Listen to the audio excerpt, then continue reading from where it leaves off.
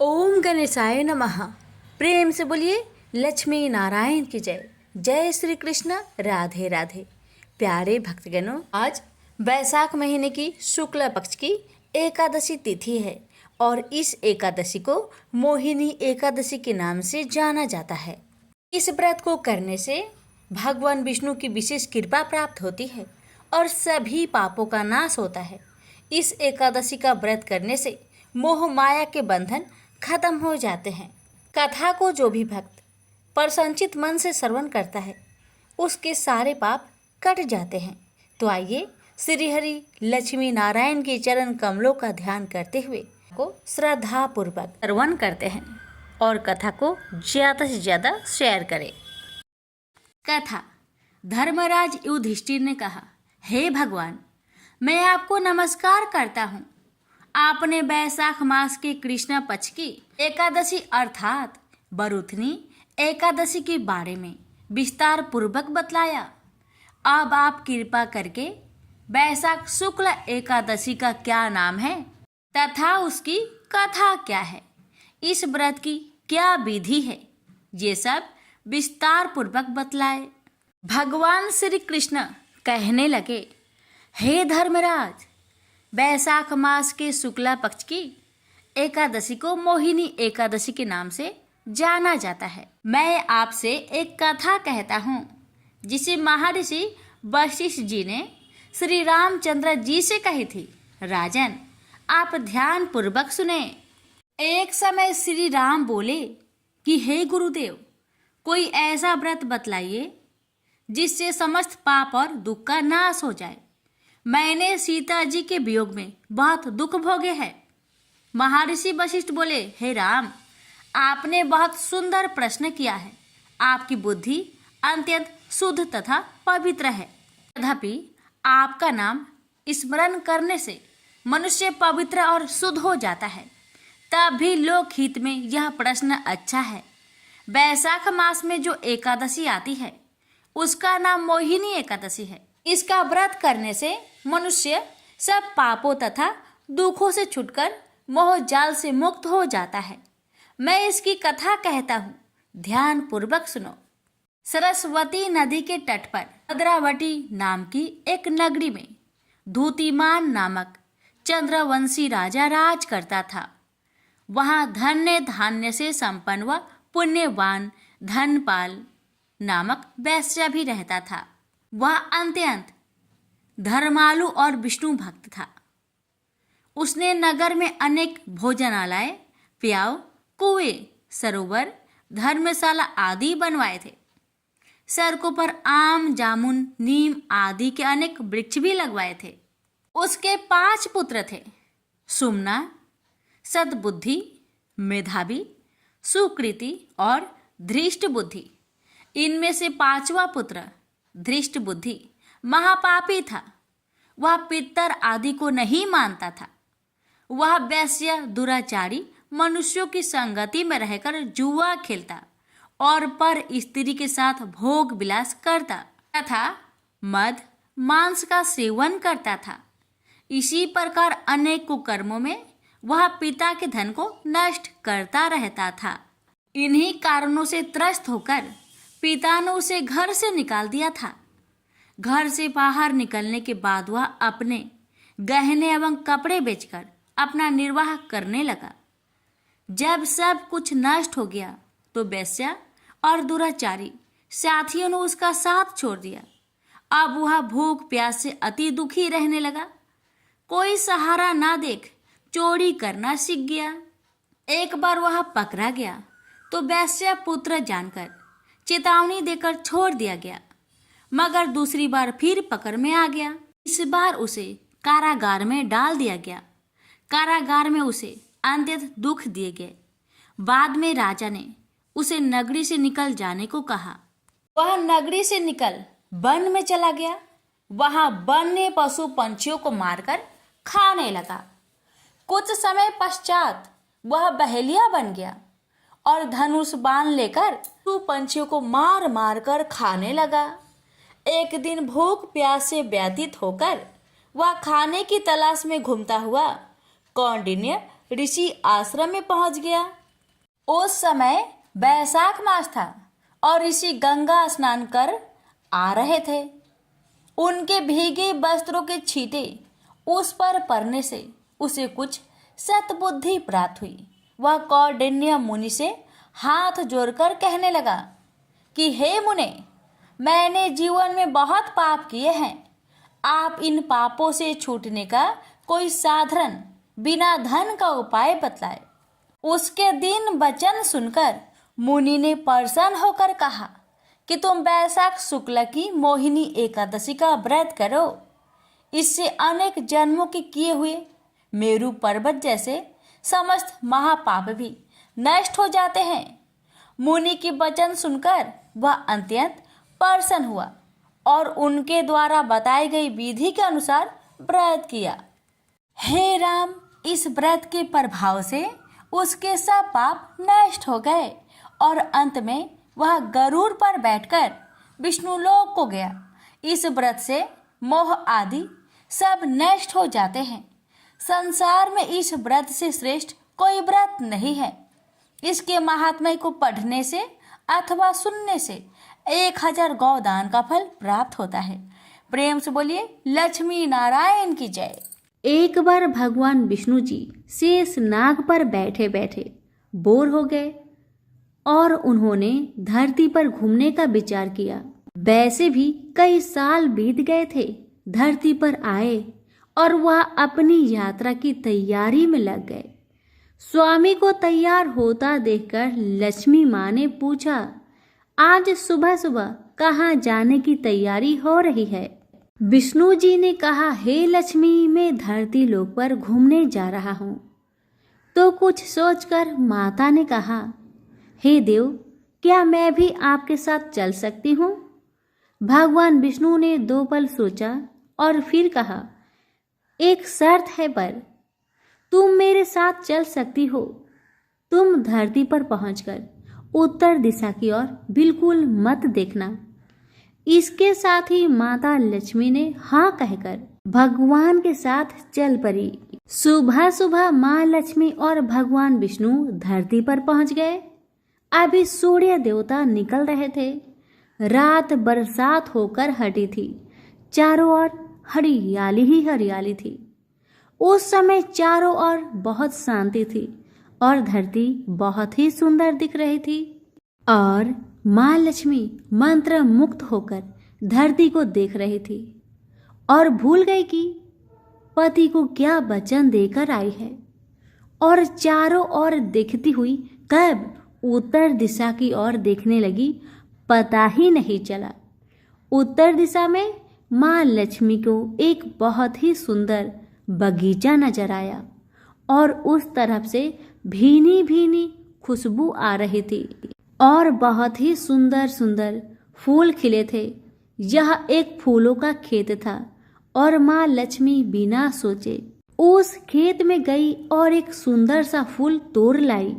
लेकिन यह क्या, जब माँ लक्ष्मी भगवान विष्णु के पास वापिस आई तो भगवान विष्णु की आंखों में आंसू थे और भगवान विष्णु ने माँ लक्ष्मी को कहा कि कभी भी किसी से बिना पूछे उसका कुछ भी नहीं लेना चाहिए, और साथ ही अपना वचन भी याद दिलाया।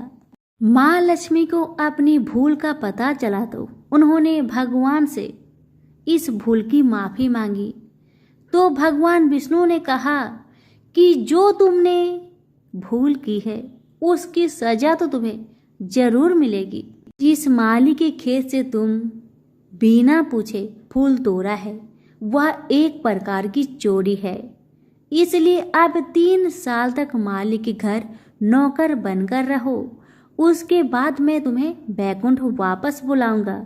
माँ लक्ष्मी ने चुपचाप सर झुकाकर हाँ कह दी और फिर माँ लक्ष्मी एक गरीब औरत का रूप धारण करके उस खेत के मालिक के घर गई।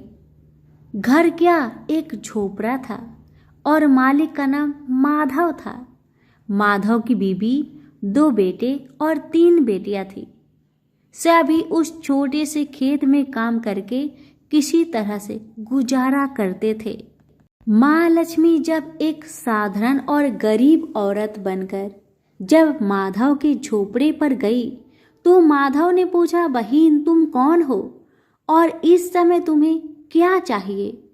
तब माँ लक्ष्मी ने कहा, मैं एक गरीब औरत हूँ, मेरी देखभाल करने वाला कोई नहीं, मैंने कई दिनों से खाना भी नहीं खाया, मुझे कोई भी काम दे दो, साथ में मैं तुम्हारे घर का काम भी कर दिया करूँगी, बस मुझे अपने घर में एक कोने में आसरा दे दो। माधव बहुत ही अच्छे दिल का मालिक था, उसे दया आ गई, लेकिन उसने कहा, बहन मैं तो बहुत गरीब हूँ, मेरी कमाई से मेरे घर का खर्च मुश्किल से चलता है, लेकिन अगर मेरी 3 की जगह 4 बेटियां होती तो अभी मुझे गुजारा करना ही था। अगर तुम मेरी बेटी बनकर जैसा रूखा सूखा हम खाते हैं उसमें खुश रह सकती हो तो बेटी बनकर अंदर आ जाओ। माधव ने माँ लक्ष्मी को अपने झोपड़े में शरण दे दी और माँ लक्ष्मी 3 साल तक उस माधव के घर पर नौकर बनकर रही। जिस दिन माँ लक्ष्मी माधव के घर आई थी उससे दूसरे दिन ही माधव को इतनी आमदनी हुई, फूलों की कमाई से ही शाम को एक गाय खरीद ली। धीरे धीरे माधव ने काफी जमीन खरीद ली और सब ने अच्छे अच्छे कपड़े भी बनवा लिए और फिर एक बड़ा पक्का का घर भी बना लिया। बेटियों और बीबी ने गहने भी बनवा लिए और अब मकान भी बहुत बड़ा बनवा लिया था। माधव हमेशा सोचता था कि मुझे ये सब इस महिला के आने के बाद ही मिल रहा है, इस बेटी के रूप में मेरी किस्मत आ गई है। माँ लक्ष्मी को आते हुए 2 से 5 साल बीत गए थे, लेकिन माँ लक्ष्मी अब भी घर में और खेतों में काम करती थी।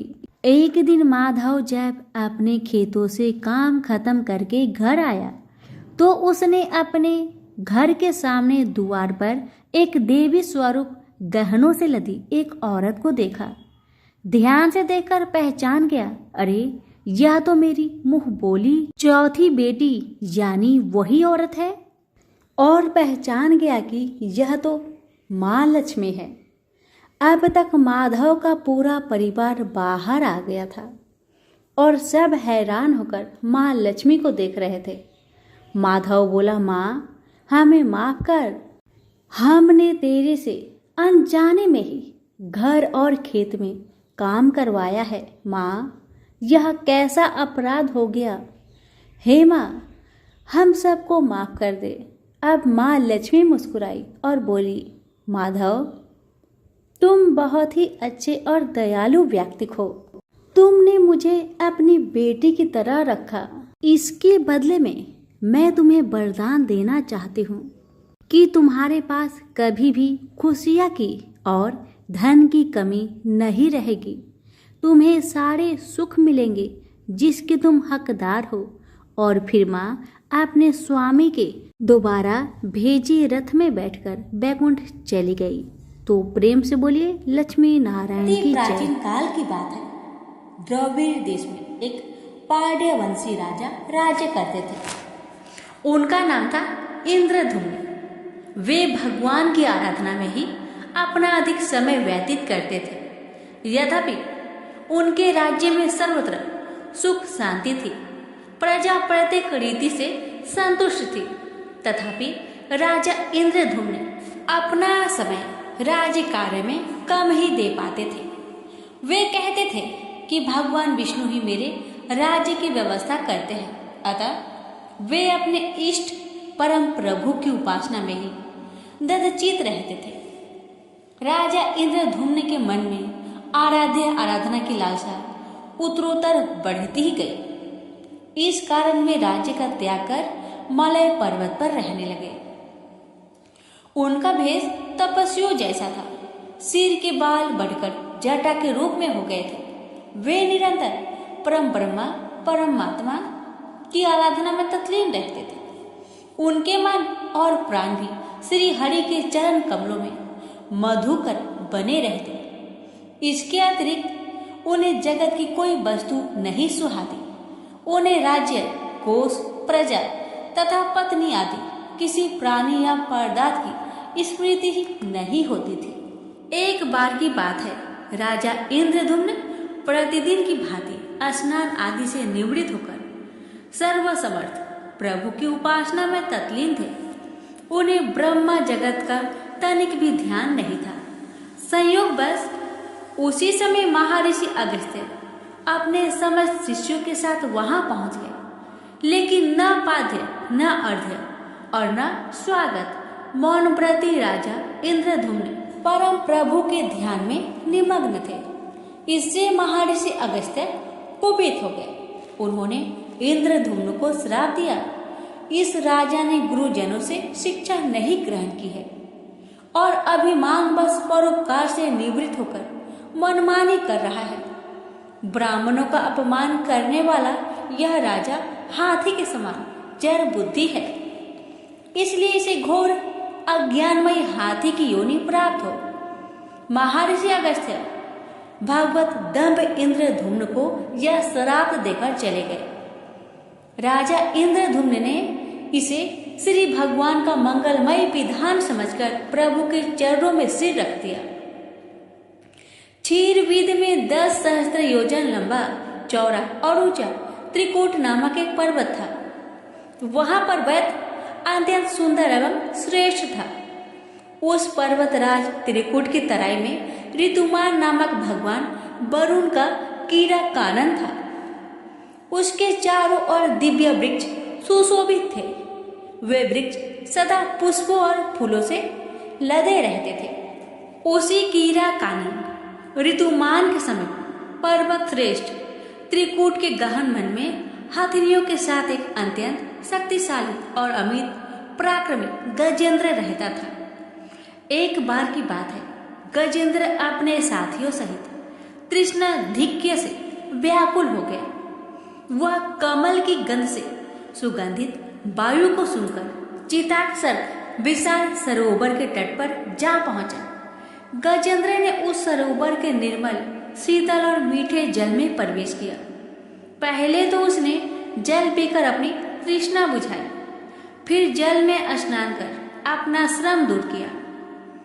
तत्पश्चात उसने जल क्रीड़ा आरंभ कर दी। वह अपनी सूर में जल भरकर उसकी फुहारे से हाथनियों को स्नान कराने लगा। तभी अचानक गजेंद्र ने सूर उठाकर चित्कार की। पता नहीं किधर से एक मगर ने आकर उसका पैर पकड़ लिया था। गजेंद्र ने अपना पैर छुड़ाने के लिए पूरी शक्ति लगाई, परंतु उसका बस नहीं चला, पैर नहीं छूटा। अपने स्वामी गजेंद्र को ग्रहग्रस्त देखकर हथनियां, कला और अन्य गज अत्यंत व्याकुल हो गए। वे सूर उठाकर चिघाड़ने और गजेंद्र को बचाने के लिए सरोवर के भीतर बाहर दौड़ने लगे। उन्होंने पूरी चेष्टा की, लेकिन सफल नहीं हुए। वस्तुतः महर्षि अगस्त्य के श्राप से राजा इंद्रद्युम्न ही गजेंद्र हो गए थे और गंधर्व श्रेष्ठ हुहु महर्षि देवल के श्राप से ग्राह हो गए थे। वे भी अत्यंत पराक्रमी थे। संघर्ष चलता रहा। गजेंद्र स्वयं को बाहर खींचता और ग्राह गजेंद्र को भीतर खींच ले जाता। सरोवर का निर्मल जल कंदला हो गया था। कमल दल छत बिछत हो गए। जल जंतु व्याकुल हो उठे। गजेंद्र और ग्राह का संघर्ष 1 सहस्त्र वर्ष तक चलता रहा। दोनों जीवित रहे। यह दृश्य देखकर देवगण चकित हो गए। अंततः गजेंद्र का शरीर शिथिल हो गया। उसके शरीर में शक्ति और मन में उत्साह नहीं रहा, परंतु जलचर होने के कारण ग्राहक की शक्ति में कोई कमी नहीं आई। उसकी शक्ति बढ़ गई। वह नवीन उत्साह से अधिक शक्ति लगाकर गजेंद्र को खींचने लगा। असमर्थ गजेंद्र के प्राण संकट में पड़ गए। उसकी शक्ति और पराक्रम का अहंकार चूर चूर हो गया। वह पूर्णतया निराश हो गया, किंतु पूर्व जन्म के निरंतर भागवत आराधना के फलस्वरूप उसे भागवत स्मृति हो आई। उसने निश्चय किया कि मैं कराल काल के भय से चराचर प्राणियों के शरण सर्वसमर्थ प्रभु की शरण ग्रहण करता हूँ। इस निश्चय के साथ गजेंद्र मन को एकाग्र कर पूर्व जन्म में सीखे श्रेष्ठ स्रोत द्वारा परम प्रभु की स्तुति करने लगा। गजेंद्र की स्तुति सुनकर सर्वात्मा सर्वदेव रूप भगवान विष्णु प्रकट हो गए। गजेंद्र को पीड़ित देखकर भगवान विष्णु गरुड़ पर आरूढ़ होकर अत्यंत शीघ्रता से उक्त सरोवर के तट पर पहुंचे। जब जीवन से निराशा तथा पीड़ा से छटपटाते गजेंद्र ने हाथ में चक्र लिए गरुड़ारूढ़ भगवान विष्णु को तीव्रता से अपनी ओर आते देखा। उसने कमल का एक सुंदर पुष्प अपनी सूर में लेकर ऊपर उठाया और बड़े कष्ट से उसने कहा, नारायण जगत गुरु भगवान आपको नमस्कार है। गजेंद्र को अत्यंत पीड़ित देखकर भगवान विष्णु गरुड़ की पीठ से कूद पड़े और गजेंद्र के साथ ग्राह को भी सरोवर से बाहर खींच लाए और तुरंत अपने तीक्ष्ण चक्र से ग्राह का मुख फाड़कर गजेंद्र को मुक्त कर दिया। ब्रह्मा आदि देवगण श्री हरि की प्रशंसा करते हुए उनके ऊपर स्वर्ग सुमनों की वृष्टि करने लगे।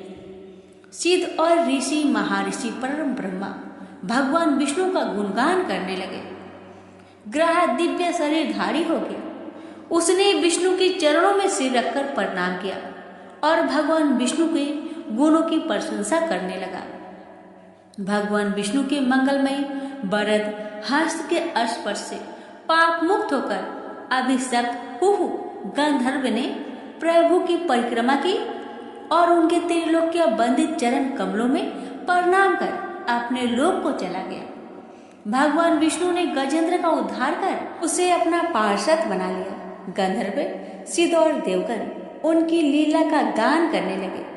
गजेंद्र की स्तुति से प्रसन्न होकर भगवान विष्णु ने सबके समक्ष कहा, प्यारे गजेंद्र, जो लोग ब्रह्म मुहूर्त में उठकर तुम्हारी की हुई स्तुति से मेरा स्तवन करेंगे उन्हें मैं मृत्यु के समय निर्मल बुद्धि का दान करूंगा। यह कहकर भगवान विष्णु ने पार्षद रूप में गजेंद्र को साथ लिया और गरुड़ारूढ़ होकर अपने दिव्य धाम को चले गए। तो प्रेम से बोलिए लक्ष्मी नारायण की जय। पौराणिक कथाओं के अनुसार एक गांव में एक विधवा अपनी बहू के साथ रहती थी।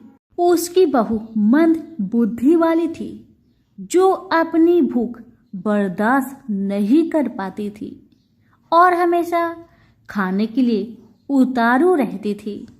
वह सबसे पहले उठकर खाना खाती थी, फिर घर के बाकी काम किया करती थी। एक दिन विधवा ने अपने घर में पूजा करवाने का सोचा, लेकिन वह थोड़ी परेशान थी क्योंकि उसकी बहू अगली सुबह उठते ही खाने के लिए दौड़ेगी और पूजा के लिए बनाए गए पकवान को जूठा कर देगी।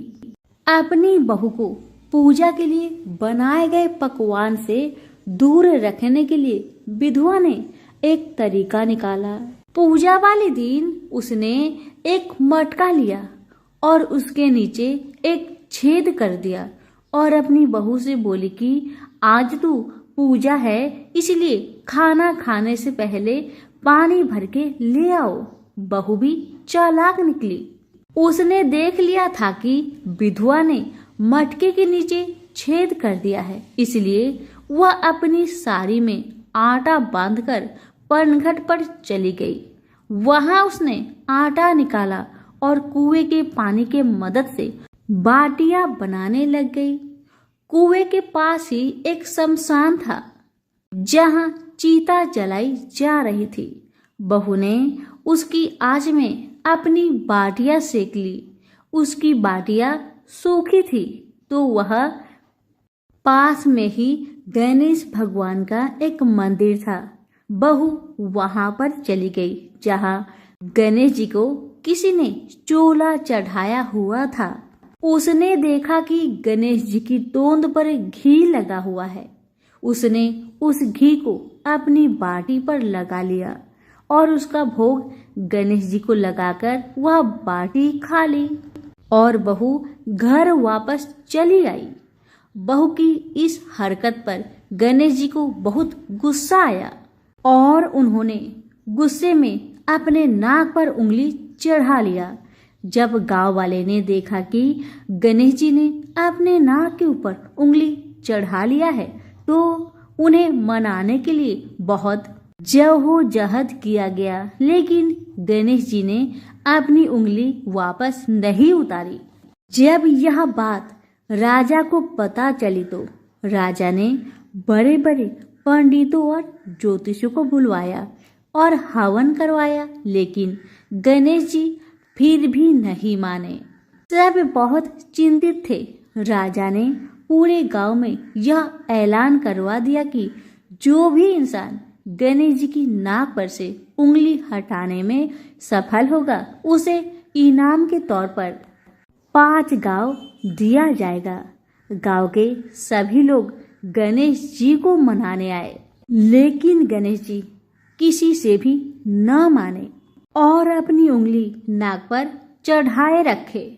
अंत में विधवा की बहू बोली कि अगर सब उसे आज्ञा दे तो वह गणेश जी की उंगली हटा सकती है। उसकी बात सुनकर उसकी विधवा सासू माँ हंसने लगी और बोली कि जब बड़े बड़े विद्वान कुछ नहीं कर पाए तो वह कैसे गणेश जी को मना पाएगी। तब किसी ने बोला कि जब सब लोगों को मौका मिला तो उसे भी एक मौका मिलना चाहिए। फिर सभी लोग बहू को एक मौका देने के लिए मान गए, लेकिन बहू ने एक शर्त रखी। उसने कहा कि उसके घर से लेकर मंदिर तक पर्दा बांध दी जाए। सब लोगों ने सोचा कि इतना तो हो ही चुका है तो पर्दा बांधने में क्या जाता है। बहू के कहे अनुसार उसके घर से लेकर मंदिर तक पर्दा लगाया गया। बहू ने अपना दिमाग लगाया और वह अपने साड़ी की आंचल में मोगली छिपाकर मंदिर चली गई। अब बहू ने मंदिर में जाकर गणेश जी से बोला कि मैंने आपके तोंद से जरा सा घी क्या ले लिया, आपने अपने नाक पर उंगली चढ़ा ली। अब आप नाक पर से उंगली हटाइए या दूं एक मोगरी की, अभी आपके टुकड़े टुकड़े हो जाएंगे। बहू की यह चेतावनी सुनकर गणेश जी थोड़ा डर गए और उन्होंने सोचा कि यह तो पूरी पागल है, कहीं सच में यह मुझे मोगरी न मार दे। अब तो गणेश जी ने बिना सोचे समझे अपनी नाक पर से उंगली हटा ली, जिसे देखकर गांव वाले बहुत खुश हो गए और बहू का जय जयकार करने लगे। राजा के ऐलान के मुताबिक बहू को 5 गांव इनाम में दिए गए। यह कथा सुनकर लोग गणेश भगवान से यह मांगते हैं कि वह भी उस बहू की तरह सबकी बात मान जाए और उनकी सभी मनोकामनाएं पूरी करे। तो प्रेम से बोलिए गणेश महाराज की जय हो। एक नगर में एक गरीब ब्राह्मण अपनी पत्नी के साथ रहता था। वह भिक्षा मांग मांग कर अपना जीवन गुजारता और भगवान की पूजा में लगा रहता था। वह उतने ही भिक्षा मांगता जिससे उसके और उसके परिवार का पेट भर सके। उस नगर का राजा बहुत धनवान था और ब्राह्मणों का आदर करने वाला था। राजा किसी भी ब्राह्मण को अपने महल से खाली हाथ नहीं जाने देते थे। दूर दूर से ब्राह्मण राजा के पास आते और मुंह मांगा दान लेकर आशीर्वाद देते हुए वापस चले जाते थे। एक दिन ब्राह्मण की पत्नी ने ब्राह्मण से कहा कि दूर दूर के ब्राह्मण राजा से मनचाहा दान लेकर चले आते हैं और तुम भी यहाँ रहकर राजा के पास नहीं जाते। जन्म भर मैं कंगाली का झक झेलूं, आज तुम जाओ और राजा से कुछ मांग कर लाओ। ब्राह्मण ने पत्नी को समझाते हुए कहा, तू तो बावड़ी है, हमें धन की क्या जरूरत, हमें इतना तो मिल ही जाता है जिससे हम अपना पेट भर सके। और राजा का धन तो अच्छा नहीं होता, वो हमें नहीं लेना चाहिए। ब्राह्मण की पत्नी जिद पर अड़ गई और बोली, मैं तुम्हारी एक भी बात सुनने वाली नहीं। कब तक हम कंगाली में जीते रहेंगे? तुम तो रोज माला लेकर बैठ जाते हो। अपने बच्चे को क्या खिलाएंगे और क्या पहनाएंगे?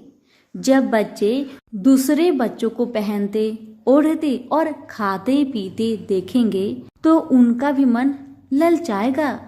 अब तुम राजा के पास जाओ, राजा बहुत भला व्यक्ति है, वो हमें मुंह मांगा दान जरूर देंगे। मजबूर होकर ब्राह्मण राजा के महल की ओर चल पड़ा, पर राजा उस समय महल में नहीं था।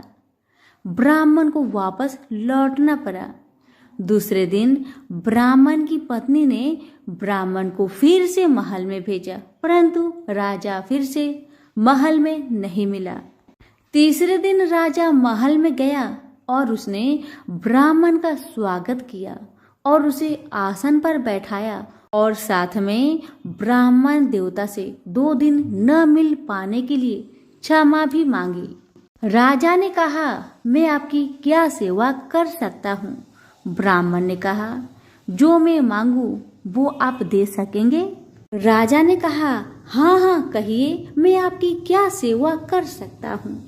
ब्राह्मण ने निवेदन किया, महाराज मैं कुछ और नहीं चाहता, बस आप मुझे अपने पसीने की कमाई से 4 पैसे दान में दे दीजिए।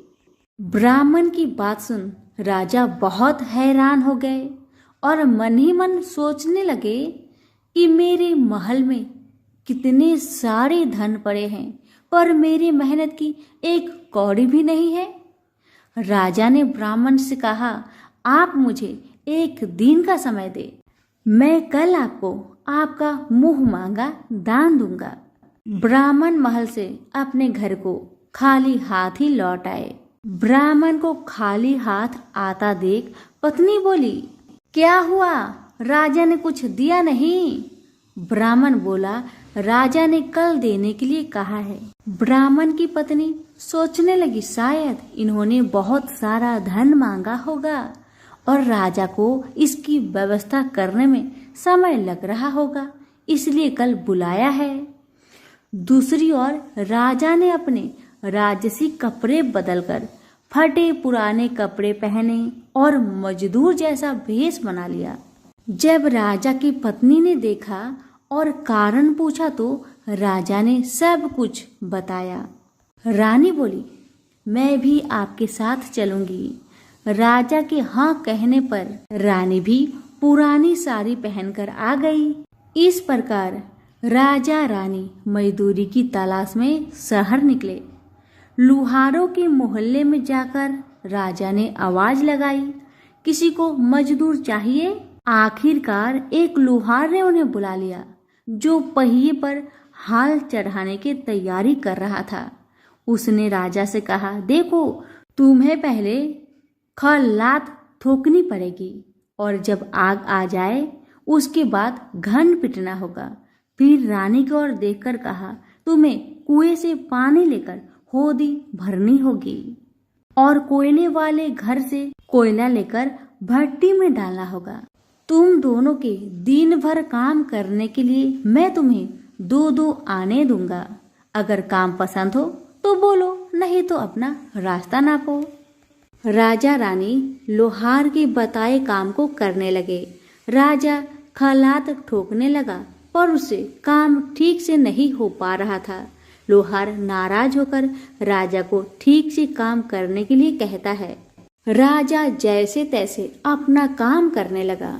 रानी भी कुएं से पानी भरकर लाने लगी। रानी के हाथ में फफोले पड़ गए। किसी तरह बड़ी कठिनाइयों से उसने पानी का हौज भरा। उसके बाद रानी कोयला लाकर भट्टी में डालने लगी। कोयला भरने के कारण रानी के गोरे गोरे हाथ और कपड़े काले पड़ गए। भट्टी में आग आने पर लुहार ने पात भट्टी में से निकालकर पहियों पर जमाई और एक घन अपने हाथ में लेकर और एक राजा के हाथ में देकर कहा, देखो बारी बारी से घन इस पर पटकना, हाथ इधर उधर ना होने पाए। राजा जोर जोर से घन पटकने लगा, लेकिन उसका निशाना ठीक नहीं बैठता था। कभी घन हाल पर गिरता तो कभी पहिए पर। मजदूरों का ऐसा काम देखकर लुहारिन बरबराती हुई आई और लोहार से कहने लगी, तुमने कहाँ से यह नौसिखिए मजदूर काम पर लगाए हैं? इनसे काम तो होगा नहीं। यह मजदूर तुम्हारा सब काम बिगाड़ देंगे। राजा रानी उन दोनों की फटाकर सुनते सुनते अपना काम मन लगाकर करते रहे। घन पटकते पटकते राजा का शरीर पसीना से तर तर हो गया और जोर शोर से सांस चलने लगी। रानी भी पानी भरते भरते और कोयला झोंकते झोंकते थक कर चूर हो गई। दोनों ने पूरे दिन बहुत मेहनत की। लुहार ने राजा रानी को 2-2 पैसे दिए, जिसे वो बड़ी खुशी खुशी लेकर महल आ गए। आज उन्हें पता चला कि मेहनत की कमाई कैसी होती है। राजा ने 4 पैसे अलग रख दिए और अगले दिन ब्राह्मण को बुलाकर उसे दे दिए। ब्राह्मण राजा को आशीर्वाद देकर घर लौटा और ब्राह्मणी से कहा, लो मैं राजा के यहाँ से दक्षिणा ले आया हूँ। ब्राह्मणी खुश होकर दौड़ती हुई आई, पर जब उसने 4 पैसे देखे तो वह ठिठक कर रह गई और उन्हें दूर फेंक दिया। वो जल भूनकर ब्राह्मण से बोली, तुम जैसे दरिद्र राजा के यहाँ भी जाकर कुछ नहीं मांगा, शर्म भी नहीं आती। इतना कहकर रूठ कर चली गई और बहुत देर तक बरबराती रही। ब्राह्मण ने उन 4 पैसों को उठाकर तुलसी के पास रख दिए और सोचा, जब ब्राह्मणी शांत हो जाएगी तो जरूरत पड़ने पर ये सिक्के को उठा लेगी। परंतु कई दिनों तक पैसे वहीं रखे रहे और फूल बेलपत्र ऊपर से गिर गिर कर मिट्टी में दब गए। ब्राह्मण और ब्राह्मणी दोनों ही उन सिक्कों के बारे में भूल गए। कुछ दिनों के बाद तुलसी जी के घर में 4 पौधे उगे। चारों पौधे बहुत सुंदर थे। यह देख ब्राह्मणी रोज उसमें पानी डाल देती। 4 महीने बाद वो पौधे बड़े हो गए और उनमें फूल लगने लगे। फूल सूखने पर इनसे मोती झरने लगी। ब्राह्मण और ब्राह्मणी ने कभी मोती नहीं देखे थे। वो समझे कि कोई बीज है। हर रोज कई कई फूल झरते और मोती पूरे तुलसी पर बिखर जाते। ब्राह्मणी उन मोतियों को समेट कर घर के एक कोने में डाल देती। इस तरह वहां मोतियों का ढेर लग गया था। एक दिन एक सब्जी वाली आई। ब्राह्मणी को सब्जी लेनी थी, पर उसके पास पैसे नहीं थे। उसने सब्जी वाली से कहा, क्या तुम इन चमकदार बीजों के बदले सब्जी दे सकती हो? सब्जी वाली ने देखा तो वो पहचान गई, अरे ये तो मोती है। उसने खुशी खुशी ब्राह्मणी को उन मोतियों के बदले उनकी मनपसंद सब्जी दे दी। अब से हर रोज ऐसा होने लगा। ब्राह्मणी और सब्जी वाली दोनों खुश थे। सब्जी वाली यह सोचकर खुश थी कि मुझे 1 पैसे की तरकारी के बदले हजारों का माल मिलता है, और ब्राह्मणी ये सोचकर खुश थी कि इस बीजों के बदले सब्जी मिल जाती है। इस प्रकार कई महीने बीत गए। उधर राजा के महल में कई राजहंस थे जो मोती चुगते थे। राजा का यह नियम था, जब राजहंस मोती चुग लेते थे उसके बाद ही राजा और उसका परिवार भोजन करता था। एक समय बाद राजा का सारा धन उन मोतियों और दान देने में खर्च हो गया। अब राजा को मोती खरीदने के पैसे तक नहीं बचे। यह खबर पूरे नगर में फैल गई। ब्राह्मण और ब्राह्मणी को जब यह पता चला तो उन्होंने यही विचार किया कि राजा बहुत दानी और नेक दिल है। उसने अपना सब कुछ दान कर दिया, यहाँ तक कि शायद उनके पास खाने को भी कुछ नहीं है। ऐसा हालत में हमें उन लोगों की सहायता करनी चाहिए। ब्राह्मण ने ब्राह्मणी से कहा, अगर तू कहे तो इसमें से कुछ बीज राजा को दे दूं। तू कहती है इससे सब्जी और खाने की चीज मिल जाते हैं? ब्राह्मणी ने कहा, हाँ, मैं रोज इसके बदले सौदा लिया करती हूँ। ऐसा कहकर ब्राह्मणी एक टोकरी बीज भर लाई। ब्राह्मण राजा के पास पहुंचा और उसे वो मोती दिए और राजा को सारी बात बताई। राजा उन मोतियों को देखकर चौंक गया। उसने मोती राजहंस को दिए। राजहंस उन्हें चुगने लगे। यह देख राजा ने ब्राह्मण से कहा, एक एक मोती सैकड़ों रुपए का है। सच बताए, आपके पास इतने मोती कहाँ से आए? ब्राह्मण बोला, महाराज, ऐसे बीज तो हमारे घर पर बहुत हैं। और राजा को पूरी बात बताई। राजा अपने मंत्रियों के साथ ब्राह्मण के घर पहुंचे और उन चारों पेड़ों को देखा। पूछताछ में उन सिक्के वाली बात सामने आ गई। जब पेड़ों को देखा तो उनकी जड़ के पास वही सिक्के चिपके हुए थे। आज ब्राह्मण और ब्राह्मणी को मालूम हुआ कि उनके पास लाखों करोड़ों की दौलत है, जिसे वो साधारण बीज समझते थे। ब्राह्मण ने सोचा कि मेरे लिए यह धन किस काम का? ऐसा सोच ब्राह्मण ने सारे मोती राजा को दान में दे दिए। राजा की आंखें भी खुल गई। मेहनत के धन की कीमत उन्हें मालूम पड़ गई। उस दिन राजा ने प्रण कर लिया कि मैं खजाने के पैसे से एक भी पैसा अपने खर्च में नहीं लगाऊंगा। अपना खर्च मेहनत करके चलाऊंगा। खजाने और ब्राह्मण के दान से राजा ने जनता का हित में कई धर्म कर्म के काम शुरू कर दिए। हे तुलसी माता, जैसे आपने ब्राह्मण परिवार पे अपनी कृपा बरसाई, वैसे ही आपकी कथा कहने वाले, सुनने वाले, हुक्कारे भरने वालों पर अपनी कृपा सदा बनाए रखे। तो प्रेम से बोलिए, तुलसी मैया की जय हो। एकादशी की आरती। ओम जय एकादशी, जय एकादशी, जय एकादशी माता। विष्णु पूजा व्रत को धारण कर शक्ति मुक्ति पाता। ओम जय एकादशी माता, तेरे नाम गिनाऊं देवी, भक्ति प्रदान करने। गण गौरव की देनी माता, शास्त्रों में वर्णी। ओम जय एकादशी माता, मार्गशीर्ष के कृष्णा पक्ष की उत्पन्न विश्व तारिणी जन्मी। शुक्ल पक्ष में होई मोक्षदा, मुक्ति दाता बनाई। ओम जय एकादशी माता, पौष के कृष्ण पक्ष की सफला नामक है। शुक्ल पक्ष में होई पुत्रदा, आनंद अधिक रहे। ओम जय एकादशी माता, नाम सटटिला माघ मास में कृष्ण पक्ष आवे। शुक्ल पक्ष में जया कहावे, विजय सदा पावे। ओम जय एकादशी माता, विजया फागुन कृष्ण पक्ष में शुक्ल आमल की। पाप मोचिनी कृष्ण पक्ष में चैत्र महाबली की। ओम जय एकादशी माता, चैत्र शुक्ल में नाम कामदा, धन देने वाली। नाम बरुथनी कृष्ण पक्ष में वैशाख माहवाली। ओम जय एकादशी माता, शुक्ल पक्ष में होई मोहिनी, अपरा ज्येष्ठ कृष्ण पक्षी। नाम निर्जला सब सुख करनी, शुक्ल पक्ष रखी। ओम जय एकादशी माता, योगिनी नाम आषाढ़ में जानो, कृष्ण पक्ष करनी।